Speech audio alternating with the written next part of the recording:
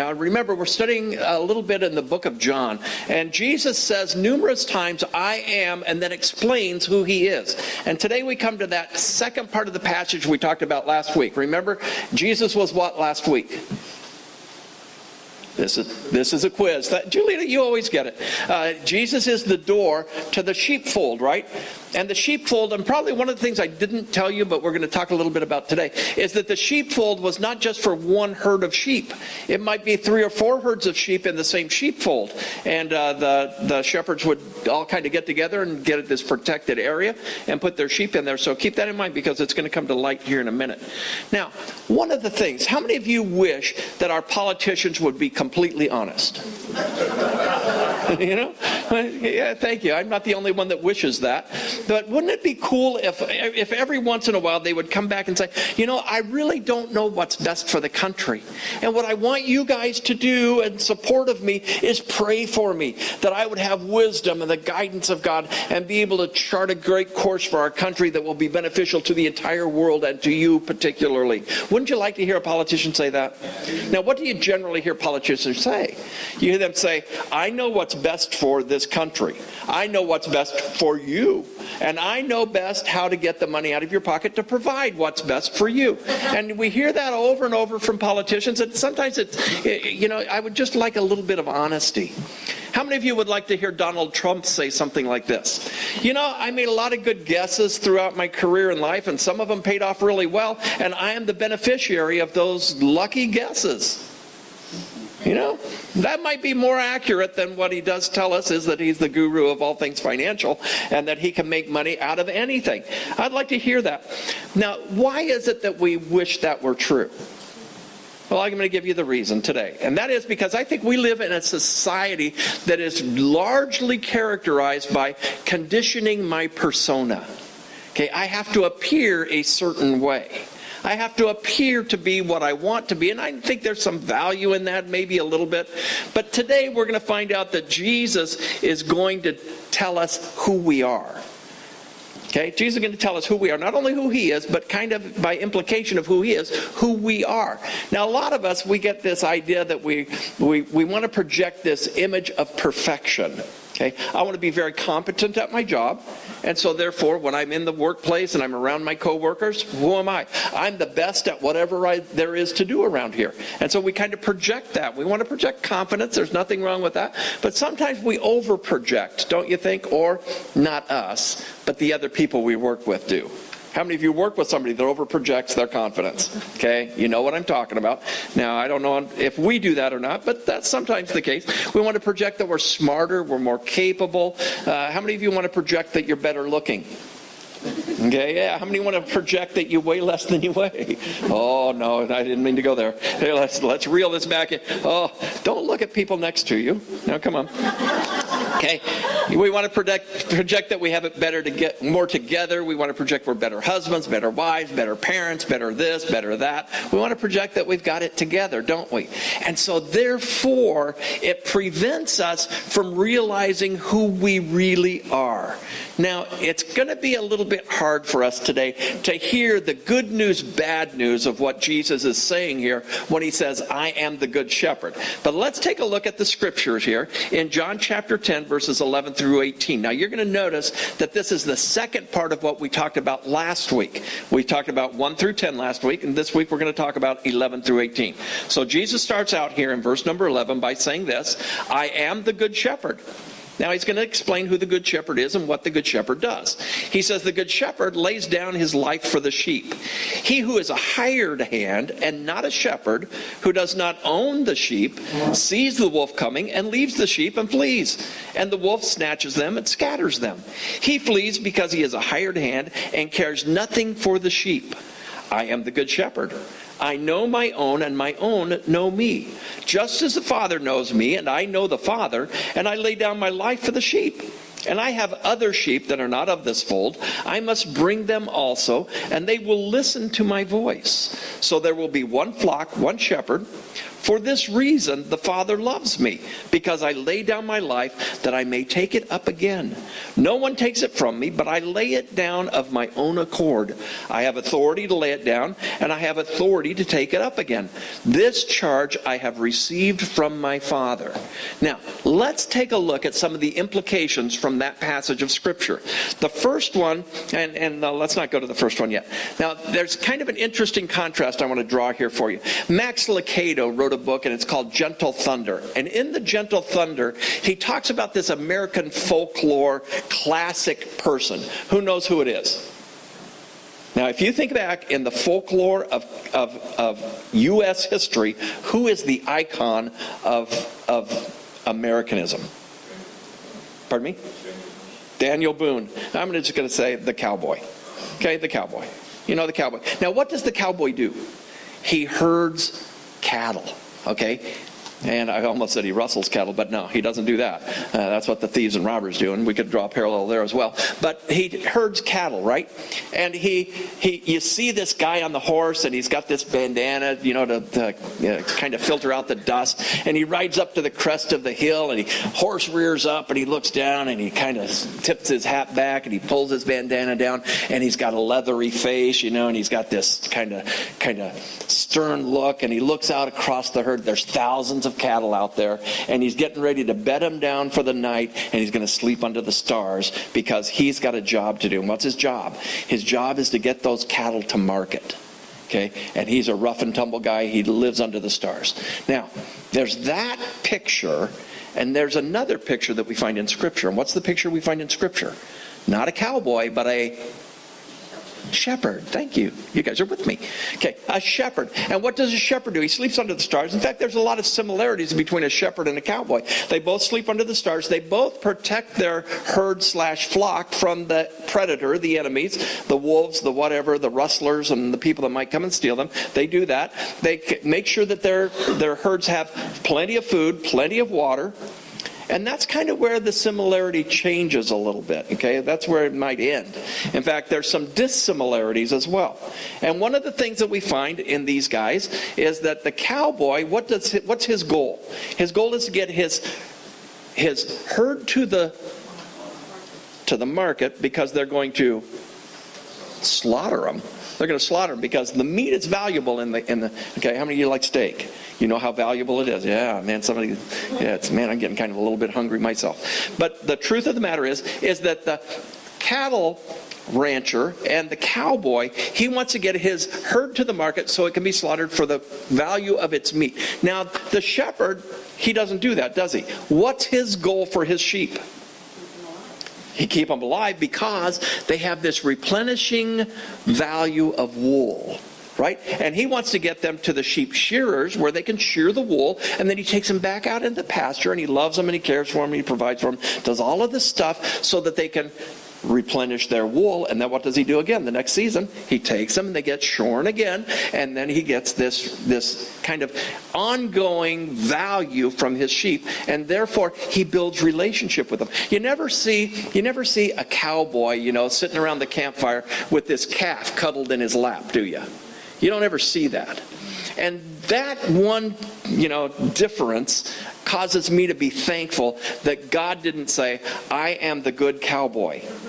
I'm glad that Jesus did not say, I am the good cowboy, because I don't want him to herd me to slaughter. Okay? I want him to nurture me, and I want him to care for me. And so therefore, we have this thing today that Jesus says, I am the good shepherd. Now, the first thing that we find out about this good shepherd is, that we desperately need a good shepherd. Okay, I'm going to give you several reasons why, and the most important one is simply this. We're sheep. Sheep need a shepherd, and I'm going to show you why. But how many of you are baseball fans? Okay, all of you are baseball fans. How many of you are Dodger fans? Okay, nice. I stand alone. Stand alone. And that's one of the things that you learn as a good Christian man, is that sometimes you need to stand alone for what is right. And so, I'm just saying. In 2011, who was the runner-up to the MVP, the most valuable player in the National League? Anybody know? In fact, all of baseball. Second runner-up? Okay. Anybody know who the winner was? Ryan Braun, remember? And then later he was convicted of doing steroids. So therefore, my guy, Matt Kemp, really should have been the MVP because he didn't do steroids that we know of. Okay, in 2011, he had 39 home runs, 126 RBIs. He was second to Ryan Braun as the most valuable player in baseball. Okay, now, is he a good ball player? Even if you don't like the Dodgers, you have to say he's a good ball player, right? And he's a San Diego Padre now, so if you're a Padre fan, you can root for him because he's no longer a Dodger. But the fact of the matter is he's a good ball player, but he's probably better than just good. He's probably a pretty good ball player. And so what I'm trying to get you to see is Jesus describes himself as a good shepherd. But he's much more than a good shepherd. How many of you would say Albert Einstein was a good scientist? Yeah, he was a good scientist, but he was more than a good scientist, right? How many of you could explain to me, how many of you have a clue about the theory of relativity?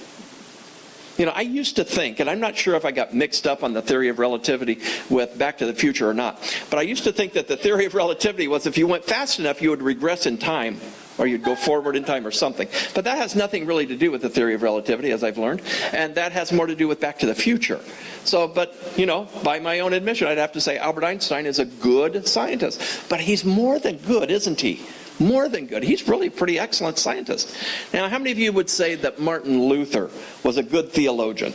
He's the guy that ushered in the Reformation, hearkened the church back to this idea that sin is what separates man from God, and that there is forgiveness for sin, and you can personally be related to the God of the universe through Jesus Christ. He brought the whole church back to that. And if you know much about church history, you know that they wandered away from that. And it was a difficult time in the Dark Ages for the church. And Martin Luther kind of reeled things back in and gave us clear perspective on who Jesus is and what forgiveness is all about.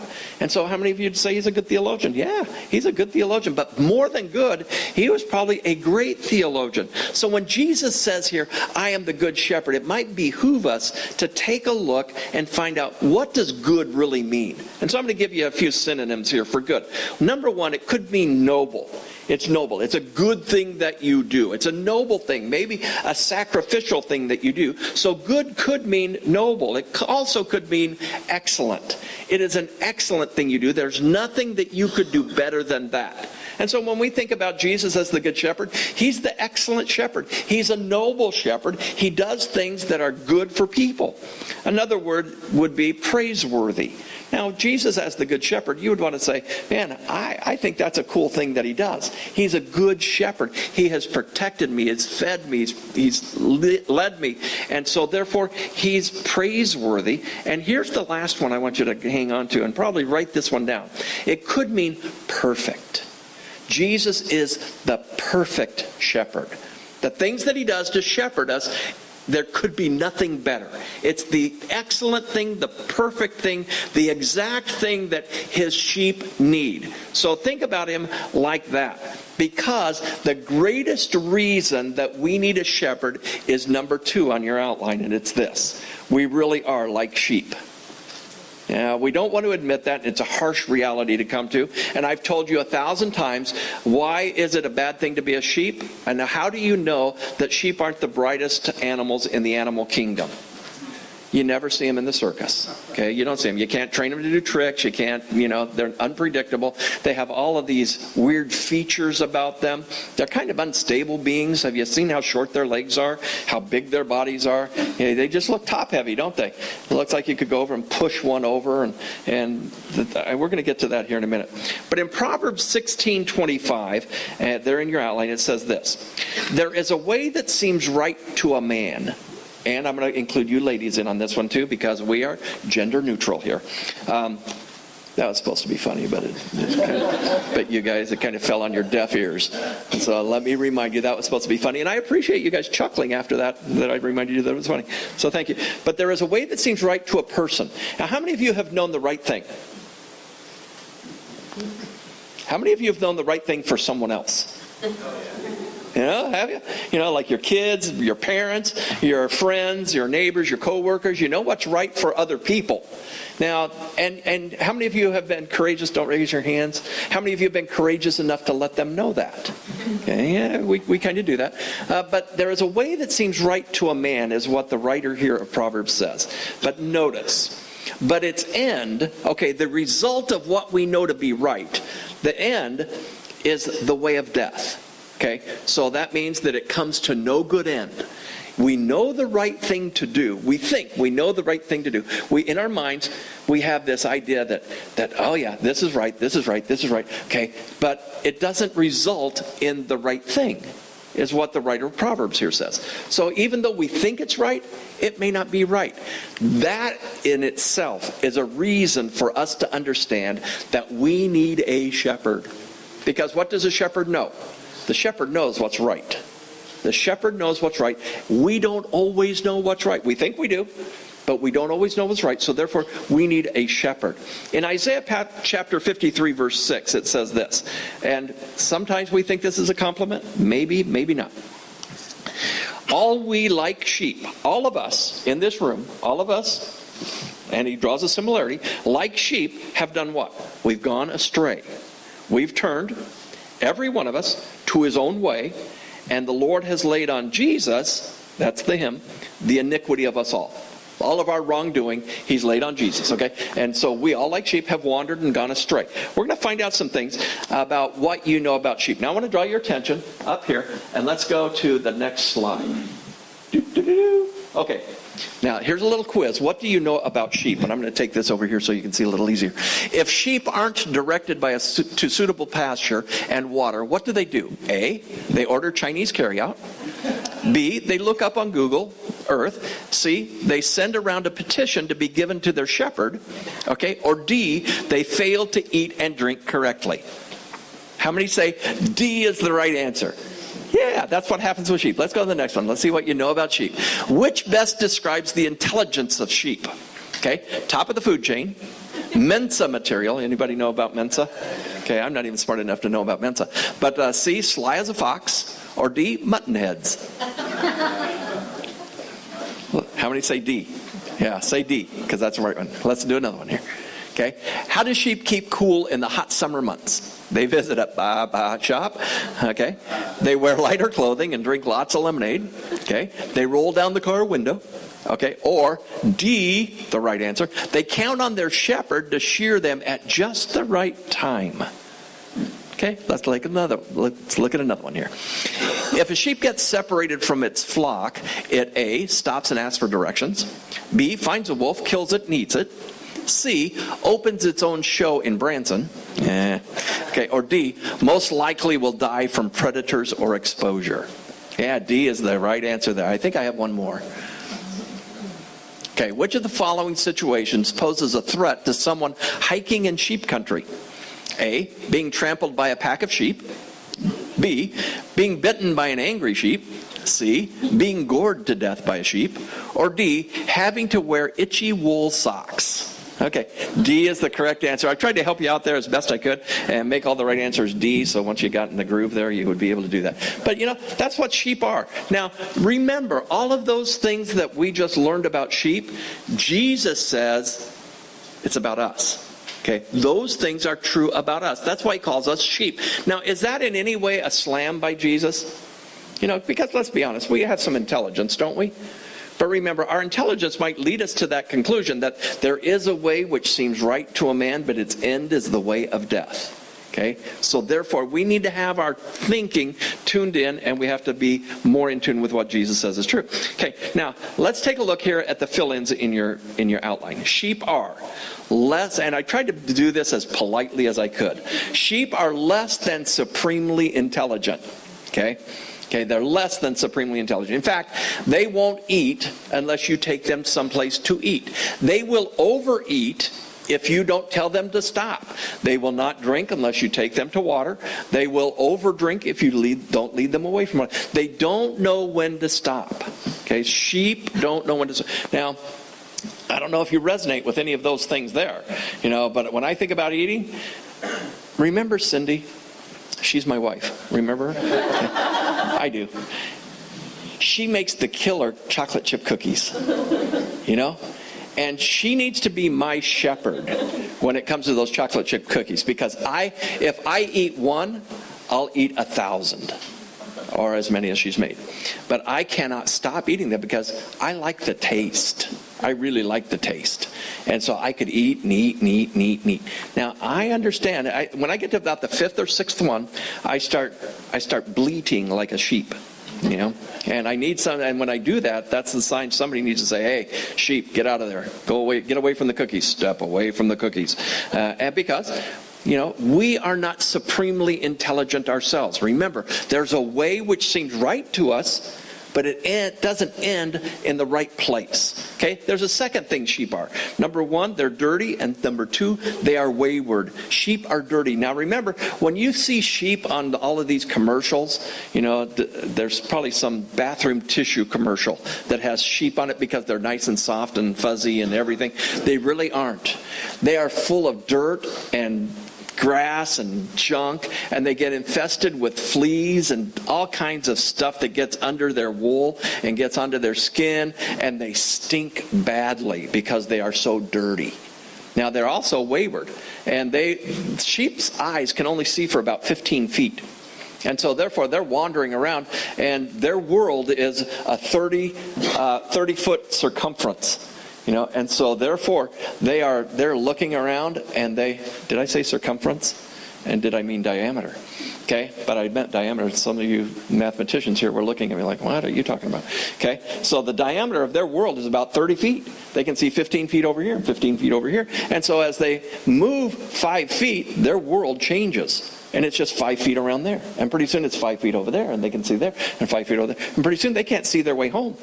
And so they wander off. One of the chief responsibilities of the shepherd is to make sure they all stay together. And he sees one wandering off over there. He doesn't say, that sheep, man, they trying to get away from me. No, he knows his sheep. He knows how they act. He knows what their nature is. And so therefore he says, man, he can't see me. I need to go get him and bring him back around here so he can see the rest of the herd.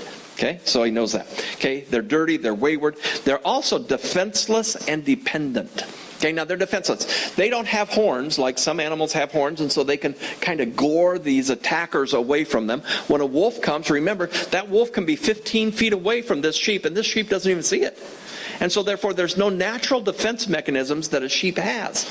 And so therefore they can't, you'd think that maybe their wool would kind of be a buffer and they could bounce people off, but it doesn't work that well. They don't have any claws, so they have hooves, and so they can't claw anything. And so they don't have any natural defense mechanisms in which to ward off. So what do they need? They need a shepherd that has a staff and a rod so he can beat those enemies away. Okay, they're also dependent. Okay, like I said earlier, they can't eat unless you take them someplace to eat. They can't drink unless you take them someplace to get water. They can't do anything in and of themselves. Now there's another thing. They're frightened and easily confused. Okay, they're frightened because they can't see 15 feet away. Somebody makes a loud noise, and what do? They run. Make a loud noise. Can they see where they're running? No, they can't. And that's always have you ever heard the story about a sheep running over a cliff and the rest of them follow him? You know why? Because they can't see the cliff 15 feet away. And so they will actually do that. They'll just keep running over the cliff and fall down, and who knows what's at the bottom of that cliff. But they will continue to do that because they get frightened easily. They're confused easily. Okay, because they can't see, they have no reasoning abilities. So therefore, all of those things are true about sheep. Now, let me go back and read to you. Okay, all we like sheep have gone astray. Okay, all of us. We're all sheep, right? We've gone astray. We've messed up. Now, I'm going to say this on your behalf, and that is most of us here today, this morning, are brighter than a sheep. Okay, we're brighter than a sheep because we have the reasoning ability to realize we are sheep. Sheep don't even realize they're sheep. Okay, they don't even realize their incapacities, and so therefore they'll run over a cliff and keep going. Okay, there's a third thing that we learn from this passage, and that is that the good shepherd knows his sheep. The good shepherd knows his sheep. In fact, we find in John 10:14, we read it earlier, it says, I am the good shepherd, I know my own, and my own know me. Okay, so there's this reciprocal relationship. Now, this word know is something that's more than just mental intelligence. Okay, it's more than mental assent. It means that there is an intellectual awareness, but more than that, there's an intimate relationship and a reciprocal knowledge of loyalty and love. Okay, a reciprocal knowledge of loyalty and love. So when Jesus says he knows his sheep and his sheep know him, he's saying that this relationship of love and loyalty goes both directions. Jesus loves us and is loyal to us, and his sheep, as we are his sheep, we love him and are loyal to him as well. So therefore, that relationship goes both ways. A lot of times when we think about Jesus as the Good Shepherd, we think of it as only a one-directional thing. We are the sheep and we receive the benefit of Jesus' love and loyalty. But the truth of the matter is what Jesus is saying here. In fact, if you look back on verse number 14, if you look back at the top of your outline there, I am the Good Shepherd. I know my own, and my own know me. Okay, so that love relationship, that loyalty and that love goes two directions. Now, we were created, when we were originally created, Adam and Eve in the garden, and we, as we are born into this world, we are created and have this need for intimate relationship. Okay, we're created with that. Now, that's a good thing. Intimate relationships are valuable, and we want them, and we were created to have that between us and God. Okay, that love and that loyalty, and he was created to have that intimate relationship of love and loyalty to us. Now, we have this need of intimacy, but our problem is, because there is a way which seems right to a man, we get that intimacy in all the wrong places. Okay, have you ever known that? Okay, don't fess up, because I'll have to come and see you after church. But the truth of the matter is that love and loyalty is designed to be held in an intimate relationship between us and God through Jesus. But yet we have this need for intimacy, so we find love. And was it Willie Nelson that sang the song, "Looking for love in all the wrong places"? Looking for love in so many faces. Want me to sing it? Who was it? Johnny Lee. Who? Johnny Lee. Johnny Lee? Yes. Really? I've never heard of that. I don't even know that name. Is that okay? Earl's nodding. He knows that stuff, and so that's true. Okay, but anyway, there's that song that goes, looking for love in all the wrong places, looking for love in so many faces, and we have this need for intimacy, and we find it in the wrong spots. God, through Jesus, wants us to be connected to him and find that source of intimacy between us and him first. Now, the Good Shepherd knows his sheep, and we're going to find out three things that the Good Shepherd knows about his sheep. Now, if you're one of his sheep today, he knows this about you. If you're not his sheep today, there's a chance for you to become one of his sheep. You can sign up for sheep duty here in a minute. Okay? Now, the Good Shepherd knows his sheep's names. He knows their names. Now, this is really, if we were in a shepherding culture, or a nation in which shepherds were prevalent, we would see this in a real classic way. And the first way that we would see it would be that remember I told you that a lot of shepherds would keep their sheep in the same sheepfold? Okay, like 3 herds of sheep in one sheepfold. Remember, those sheepfolds were protected areas, and there were walls on 3 sides and an opening, a door in the front where they could go in and go out. And that door in the front is where the shepherd would station himself in order to protect the sheep. Now, there would be 3 or 4 folds of sheep in this one sheepfold, or herds of sheep, and in the morning when it was time and when it was safe and the sun was up and it's time to eat, each shepherd would come by and he would have a unique call to his sheep. Now, the shepherd knows his sheep, the sheep know the shepherd, and it would be an interesting thing, and I've heard people talk about this that have actually seen it. And from this sheepfold, from this large herd of sheep, numerous sheep would come out and follow the shepherd down the road, okay, down the trail to where they're going to go graze for the day. And then the next shepherd would come by and he would give his unique call. Sometimes it's a whistle, sometimes it's a sound, and some more. His sheep would come out, follow him. Now, these sheep at least know the shepherd's voice, right? So they're not totally unintelligent. So we know that, and they would get out. And the unique thing too would be that once they get out in the field, the shepherd spends time, not just a season, but a lifetime with his sheep. because they are a renewable source of wool. And so therefore he spends a lifetime, and he starts identifying personalities in these sheep and would actually name the sheep. Now, I don't know, sheep look like sheep to me, but I guess if I spent years and years with them, I'd be able to differentiate one from the other. Maybe by size, maybe by markings, maybe by whatever. But they would give them individual names, and he would call them by name, and he would give his unique call, and they would follow him. Now, not only would the shepherd know his name, but he would know their nature. There are some sheep that are more inclined to wander off, more adventurous, let's say, and would wander off more easily. And he would know to keep an eye on those guys. There are some that were more inclined to be frightened by a loud noise, maybe thunder, maybe a howl of a wolf, maybe whatever. And he would know those sheep as well. So when something happened, he would know how to respond to individual sheep. So he knows them. He knows their nature. The third thing that he knows is he knows what they need. Okay, a lot of them, and there's some basics for the sheep. They all need water. They all need grazing pasture. They need food.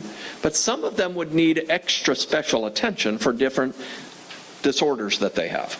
Okay, they might have ADD. And he would need to have a special attention for that. And he might have some that were more inclined to get into situations in which they would get bugs and stuff in them.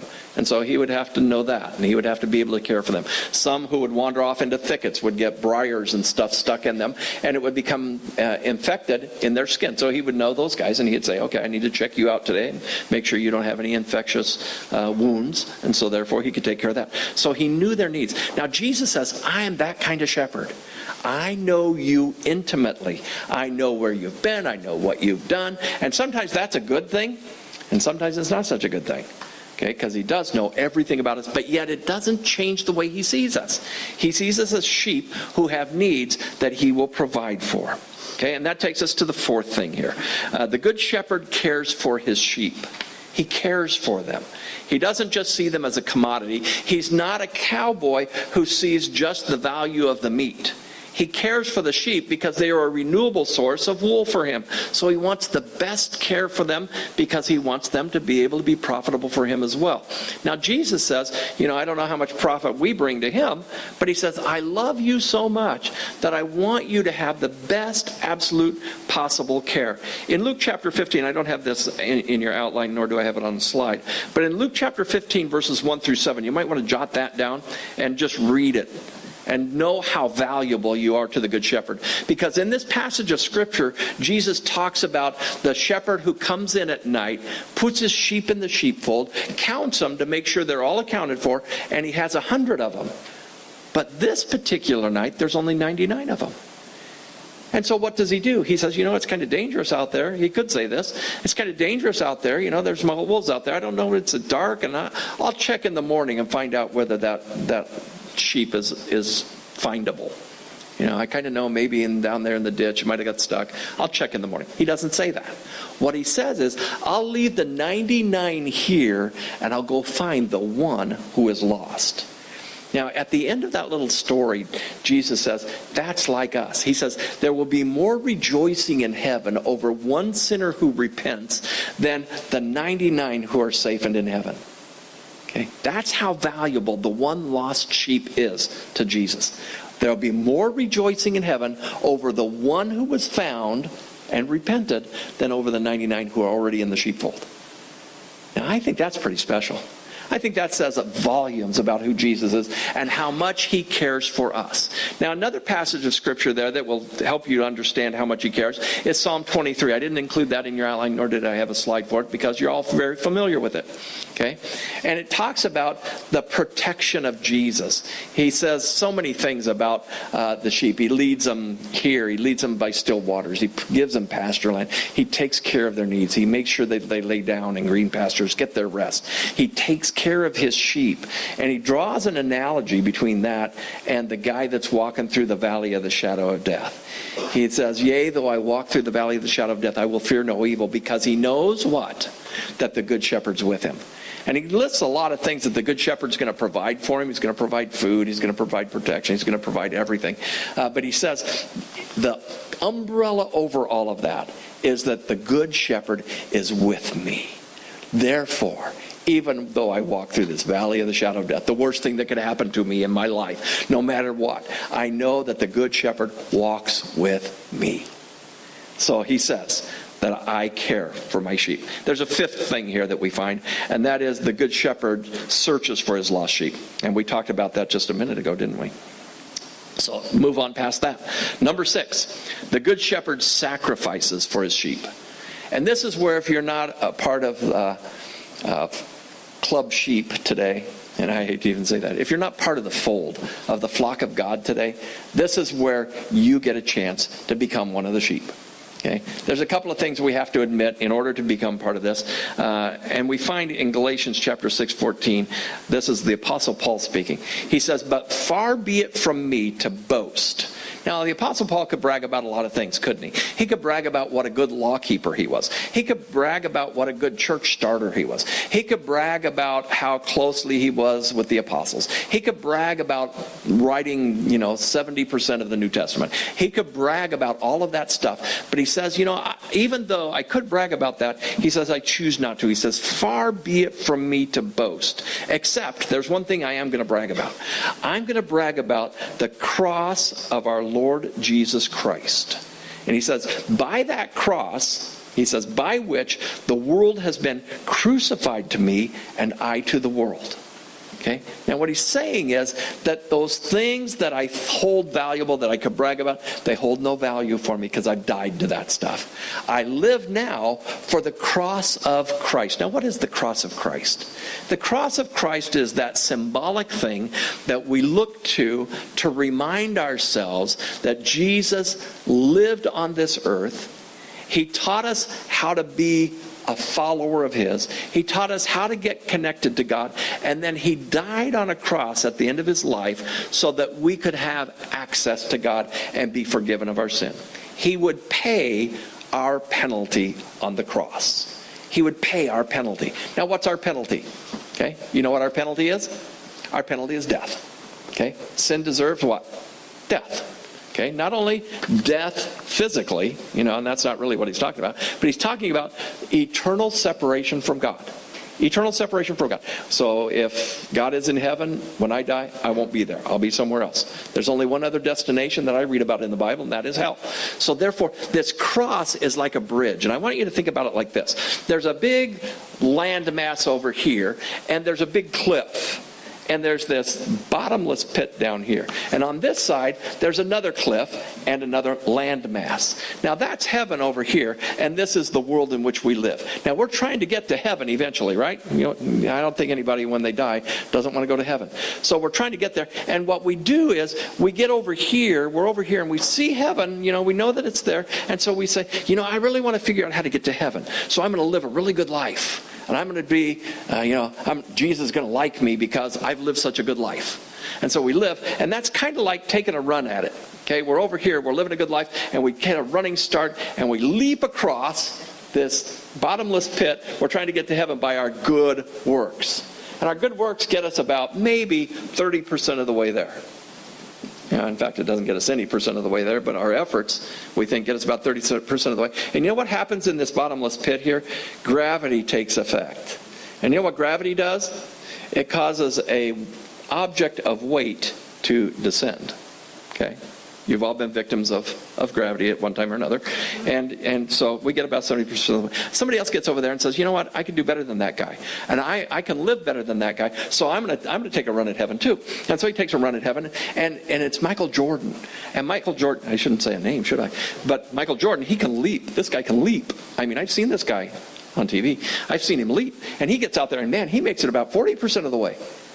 But nonetheless, gravity takes effect, and it is insufficient to get there. Now, what I want you to know, Christ has bridged that gap. And I want you to see that gap between these two land masses with a cross in the middle of it. And on the cross member of the cross, you can walk across. Just walk across. Gain access to heaven through the shed blood of Jesus, who brings the forgiveness of sin that will give you the access to heaven. That's what Jesus did. He bridged the gap for you. He bridged the gap. And that is how you get to heaven.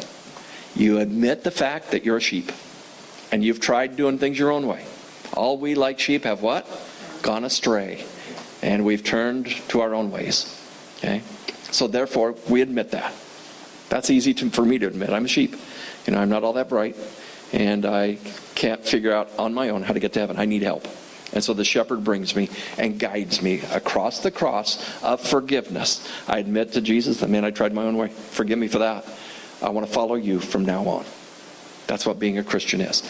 That's how you get into the sheepfold.